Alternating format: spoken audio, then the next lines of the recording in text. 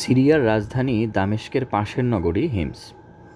এই নগরে যাকেই গভর্নর করা হোক না কেন, নাগরিকদের অভিযোগের অন্ত থাকে না। কিছুদিনের মধ্যেই খলিফার কাছে তারা আবেদন জানায়, এই লোকের চেয়ে ভালো একজন গভর্নর নিয়োগ দিন। বিরক্ত খলিফা হজরত ওমরে ফারুক রাদিয়াল্লাহু তাআলা আনহু হন্যে হয়ে একজন যোগ্য গভর্নর খুঁজতে শুরু করলেন। কে আছে এমন ব্যক্তি যার বিরুদ্ধে অভিযোগ উঠতেই পারে না? উমায়ের ইবনে সাদ রাদিয়াল্লাহু তাআলা আনহু নিয়োগ পেলেন হিমস নগরীর গভর্নর পদে। তখন তিনি শাম দেশে নিয়োজিত ছিলেন জিহাদের সেনাপতি হিসেবে। তিনি ছিলেন মহানবী হজরত মুহাম্মদ সাল্লাল্লাহু আলাইহি ওয়াসাল্লামের স্নেহধন্য একজন সাহাবী। আদেশ পেয়েই ছুটে চললেন নতুন কর্মস্থলের দিকে। 1 বছর হয়ে গেল, এর মধ্যে হিমস থেকে কোনো অভিযোগ এলো না। গভর্নর কোনো চিঠিও লিখলেন না খলিফাকে, আবার কোনো রাজস্বও এলো না। আশ্চর্যান্বিত খলিফা জরুরি পত্র দিয়ে ডেকে পাঠালেন গভর্নর উমাইর ইবনে সাদ রাদিয়াল্লাহু তাআলা আনহুকে। পত্র পাওয়া মাত্রই তৈরি হয়ে গেলেন। নিত্য ব্যবহারের ব্যাগে অজুর পাত্র আর খাবারের প্লেট ঢুকিয়ে হাঁটা শুরু করলেন মদিনার দিকে। ইতোমধ্যেই চুল দাড়ি বড় হয়ে গেল।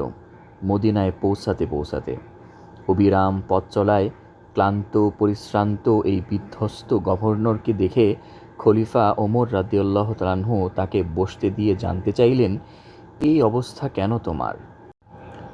কই, আমার তো কিছুই হয়নি, আমি বেশ আছি। বরং সাথে নিয়ে এসেছি আমার গোটা দুনিয়া। কি আছে তোমার দুনিয়ায়? আমার ব্যাগে আছে পানি পান ও অজু করার জন্য পাত্র, গোসলের বালতি, খাবার প্লেট আর পানির মশক। এটাই আমার দুনিয়া। এই কটা দ্রব্য ছাড়া আর কিছুর প্রয়োজন আছে বলে আমি অন্তত মনে করি না। হজরত ওমর রাদিয়াল্লাহু তাআলা আনহু তাকে জিজ্ঞেস করলেন, তুমি কি হেঁটে এসেছো? তিনি জবাব দিলেন, জি আমিরুল মুমিনিন। তিনি আবার প্রশ্ন করলেন, প্রশাসনের পক্ষ থেকে কি তোমাকে ঘোড়া দেওয়া হয়? বর্তমান প্রশাসনের পক্ষ থেকে দেয়া হয়নি, আর আমিও চাইনি। ওমর রাদিয়াল্লাহু তাআলা আনহু জিজ্ঞেস করলেন, বাইতুল মালের রাজস্ব পাঠাওনি কেন? তিনি বললেন, যারা বিভিন্ন এলাকা থেকে কর নিয়ে আসতো, তাদের সাথে কথা বলে সেই অঞ্চলের অভাব অভিযোগ এবং অতি দরিদ্রদের তালিকা তৈরি করে সেখানেই তাদের সাহায্য ও অঞ্চলসমূহের উন্নয়নের জন্য খরচ করেছি। রাজধানীতে পাঠানোর মতো অবশিষ্ট থাকলে আমি নিশ্চয়ই পাঠিয়ে দিতাম। স্থানীয় পর্যায়ে রাজস্বের যথাযথ ব্যবহারের নতুন পদ্ধতি জেনে খলিফা হজরত ওমর রাদিয়াল্লাহু তাআলা আনহু ভীষণ খুশি হলেন এবং তাকে পুনরায় শপথে যোগ দিতে বললেন।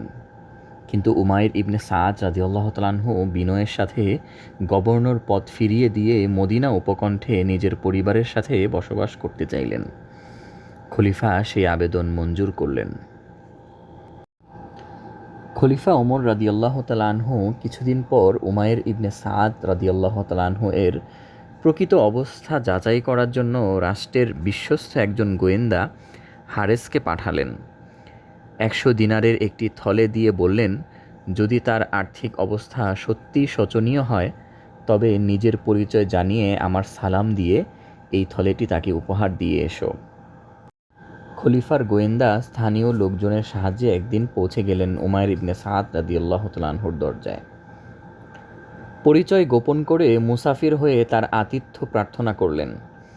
উমাইর ইবনে সাদ রাদিয়াল্লাহু তাআলা আনহু ছদ্মবেশী গোয়েন্দাকে সাদরে বরণ করে নিলেন, আর 3 দিন 3 রাত খেতে দিলেন শুধু একটি করে পাতলা জবের রুটি। চতুর্থ দিন একজন প্রতিবেশী সেই গোয়েন্দাকে নিজের বাড়িতে আতিথেয়তা গ্রহণের অনুরোধ জানালেন। হারেস কৌতূহলের বশে জানতে চাইলে বললেন, আপনার উপস্থিতিতে উমাইর ইবনে সাদ রাদিয়াল্লাহু তাআলা আনহু ভীষণ বিপদে পড়ে গেছেন। আপনাকে আপ্যায়ন করতে গিয়ে তিনি স্ত্রী সন্তানসহ গত 3 দিন শুধু পানি খেয়ে আছেন। তা না হলে তারা প্রতি রাতে একটি পাতলা জবের রুটি ভাগ করে খেতেন।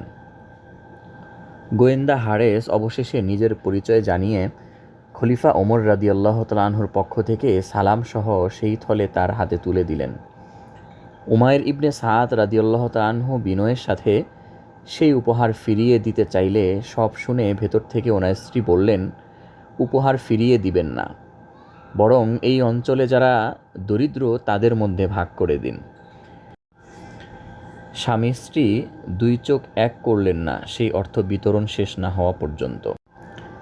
এদিকে গোয়েন্দা হারেস খলিফার কাছে তুলে ধরলেন তার অভিজ্ঞতা। খলিফা আবার ডেকে পাঠালেন ওমর ইবনে সাদ রাদিয়াল্লাহু তাআলা আনহুকে। তিনিও কাল বিলম্ব না করে ছুটে চললেন খলিফার দরবারে। খলিফা তাকে কাছে বসিয়ে জানতে চাইলেন, আমার পাঠানো দিনারগুলো দিয়ে কি করেছ? গভর্নর জবাব দিলেন, মুদ্রাগুলো যখন আমাকে দিয়েই দিয়েছেন তখন আর জেনে কি হবে।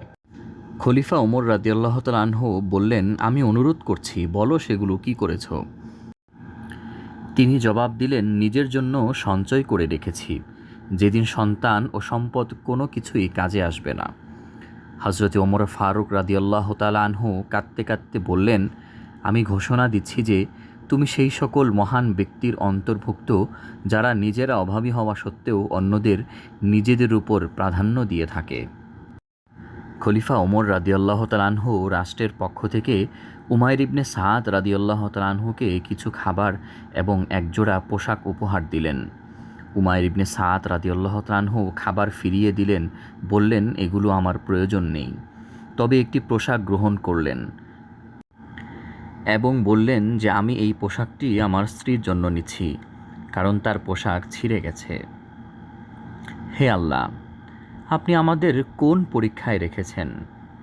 আমাদের অর্থের ঝনঝনানিতে নিজেকে মানুষ মনে করতে পারছি না। আশ্চর্য হয়ে ভাবছি, এ কোন ভোগ বিলাসের জীবন আমাদের। একজন উমাইর ইবনে সাদ রাদিয়াল্লাহু তাআলা আনহুর জীবনী আমাদেরকে লজ্জিত করে তুলেছে।